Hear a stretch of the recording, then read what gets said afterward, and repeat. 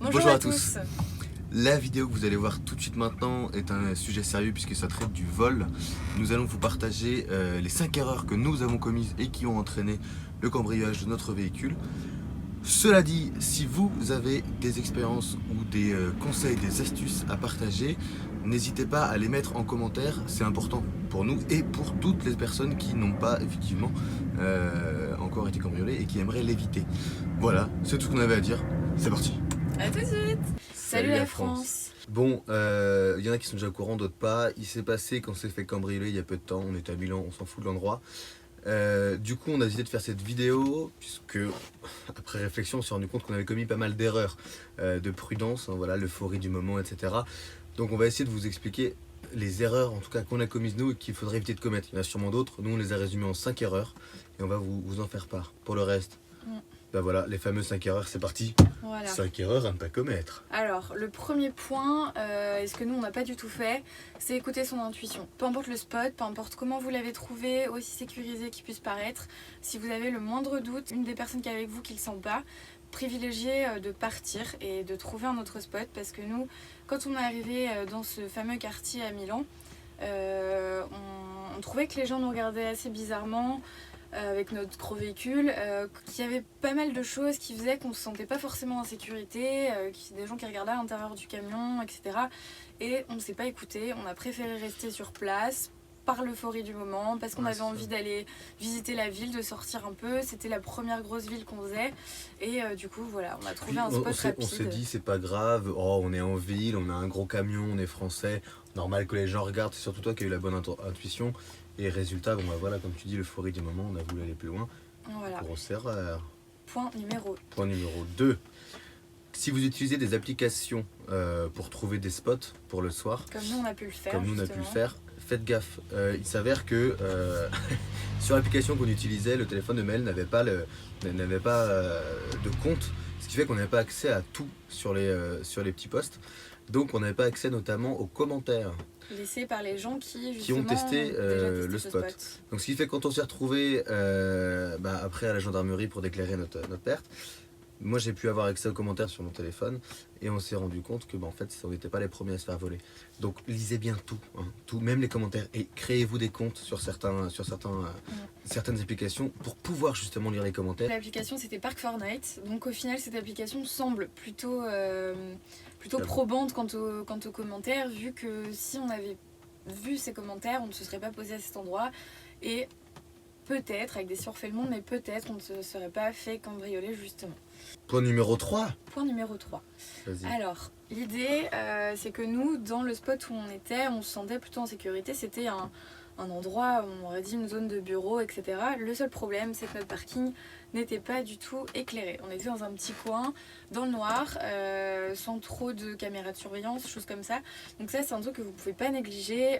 Si vous avez possibilité de vous poser dans un spot qui est assez éclairé, assez proche d'une habitation ou d'un endroit où il pourrait potentiellement y avoir une vidéo de surveillance, une caméra, privilégiez ces spots parce que forcément, les caméras, ça fait peur.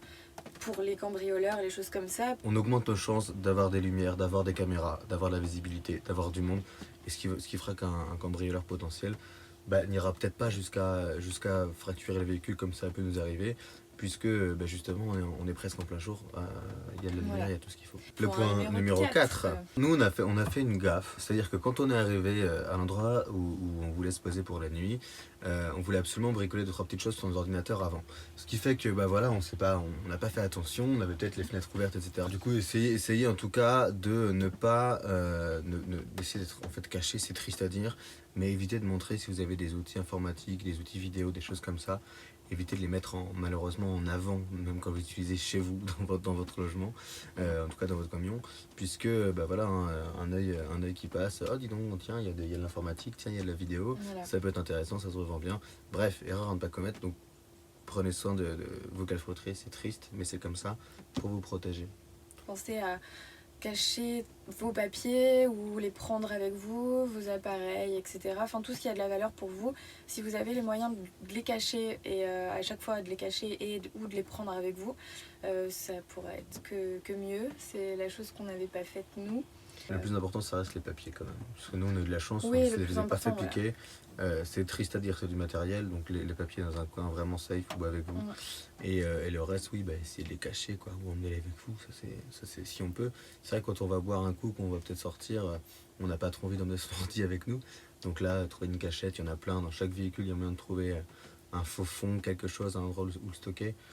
Mine de rien, bon voilà, si jamais on rentre, c'est pas ça qui sera pris, quoi. Voilà. Et pour le reste, le cinquième point. Le cinquième point. C'est vrai que nous, on n'avait pas fait le nécessaire, par flemme principalement, de mettre une sécurité plus importante, ne serait-ce que sur la porte du véhicule. Après, ça dépend de votre véhicule aussi. C'est un camping-car, voilà, nous c'est un camping-car. Tous les camping-cars, on le sait, ont des ouvertures qui sont médiocres en termes de qualité. C'est facile à ouvrir, un tournevis et boum, ça s'ouvre. Donc le conseil qu'on peut apporter et qu'on devrait tous faire, et on n'y a juste pas pensé, et si vous êtes dans le même cas, que vous n'y avez pas pensé, vous y pensez et que vous ne le faites pas, faites-le. Voilà. Faites-le maintenant, vous mettez un verrou supplémentaire, vous mettez un verrou de maison, vous mettez une barre derrière, vous trouvez une solution. Ne serait-ce que pour ralentir le voleur. C'est-à-dire que si le voleur il vient, qu'il ouvre la clé, qu'il ouvre la serrure originale du véhicule et qu'il voit que ça s'ouvre pas, il va pas se faire chier à aller plus loin. S'il veut rentrer, il rentrera. Il y a des fenêtres, il y a tout ce qu'il faut, ça casse. Mais c'est rare qu'on aille jusqu'à ces extrêmes-là. Donc si au moins la porte ne s'ouvre pas facilement, ça permet de gagner. Comme on dit, prudence est mère de sûreté, donc autant rajouter un petit truc, ça coûte moins cher que se faire rembourser des appareils ou perdre des choses de valeur sentimentale qui ne sont pas remplaçables justement. Voilà. Donc autant mettre un petit prix, parce que nous, on vous fera sûrement une vidéo pour vous montrer comment on a pu améliorer la sécurité de notre camion justement après.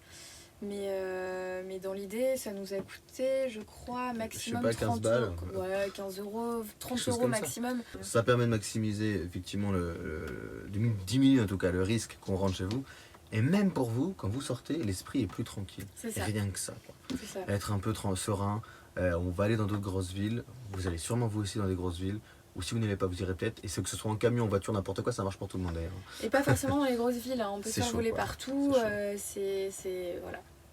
Autant privilégier un maximum de sécurité. En tout cas, on espère que ça vous aura aidé. Pour ceux qui ont déjà été victimes de vols, essayez de mettre en place un maximum de choses. Pour ceux qui ne le sont pas, on espère que ça vous aura donné des idées et que ça vous permettra de bien protéger votre maison, parce que c'est votre maison, très clairement. Et voilà quoi. Et prenez soin de vous, surtout prenez soin de vous. Ouais. Donc on vous fait un gros bisou la France. À la prochaine. Ciao, ciao. C'est le plus grand des voleurs.